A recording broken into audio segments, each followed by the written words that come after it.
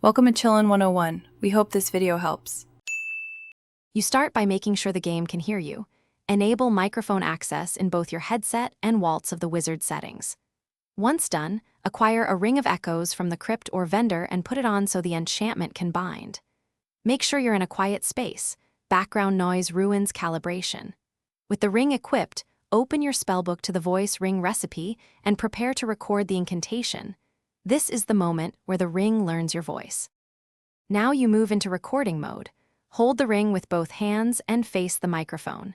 You'll speak the incantation clearly at a comfortable volume and steady pitch, so the enchantment captures your vocal signature. While speaking, watch the sensitivity slider and nudge it until the waveform reacts without clipping. Too hot and the ring misbinds, too low and it won't register. Once the sample looks clean, confirm the bind and let the ring analyze the tone. This trains its voice recognition. Finish the process by completing the enchantment and letting the ring glow until it settles. That glow means the profile stored successfully. Test the voice ring with the designated trigger word, and a simple gesture to confirm it responds reliably.